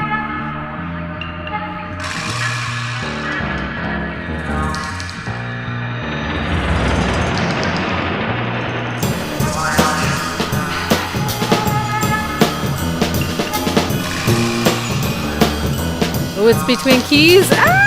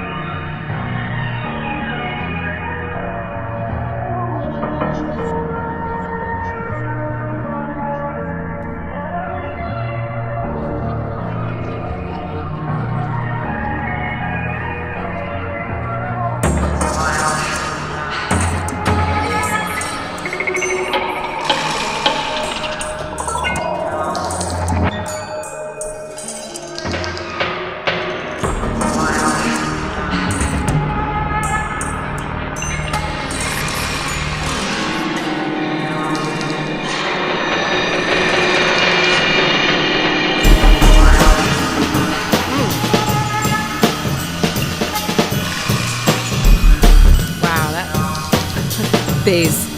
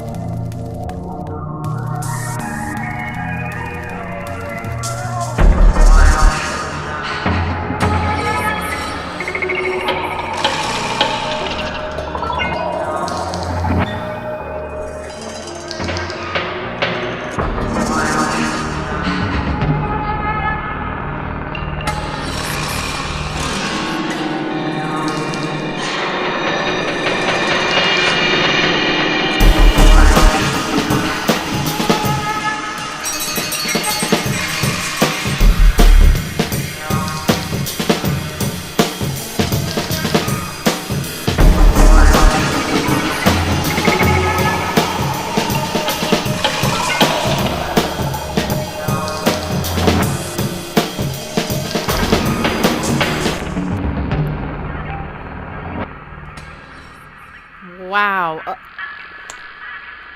can't imagine that in a game, y'all. I imagine that on an album. Like, that's Amon Tobin. Like, that's what he sounds like. But if I had to think, like, what possibly would this game look like and what would be happening during that? I mean, it's a little scary. It's a little creepy. Maybe they're in darkness or they're underground or something. There's a lot of sound design that makes it feel like you're in a sewer somehow.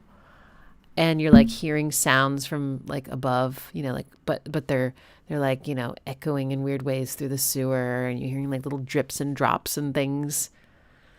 But the drums just go so hard. I mean, that's so cool.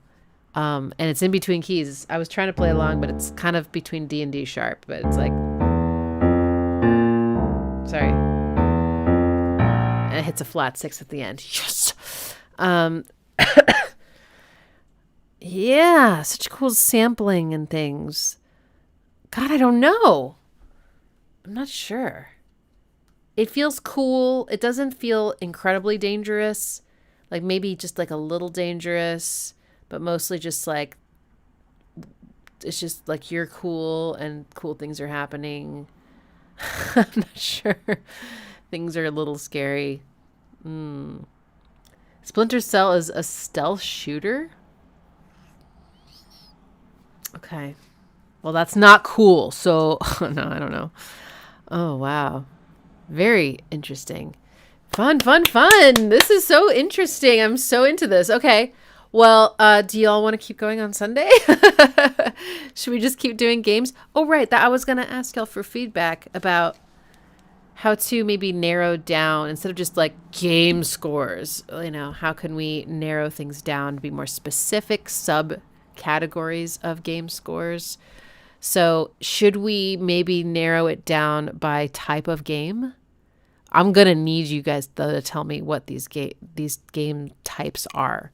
Sounds like there's shooter games, right? You guys said something about a side scroller.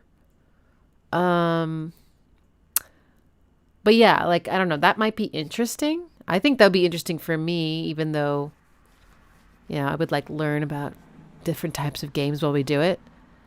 Adventure games, fantasy games, horror games. A time range might be easier. Huh. Okay, and what would the time ranges be? I mean, decades seems like too big, I think, right? I mean, we've only had, well, I guess it's not that much different than the streams that we did. Well, we did it 1 year at a time, though. We weren't doing decades. A simulation game soundtrack stream would go hard. Simulation game. Wow. By console or eras Oh boy. Maybe I'll post about this on Instagram so that y'all can write to me. You know, you can respond to my like poll or something, or maybe I'll put it on Patreon. It would be free. It would be like something anybody can interact with, but this is just, yeah. And it's hard to access everything that you've said after the fact. It's not like I can just go. Yeah. It's harder to get to the chat replay. Okay, yeah. So not everyone has Instagram, but everyone can get to Patreon. Maybe I'll put it there. Okay. All right, cool.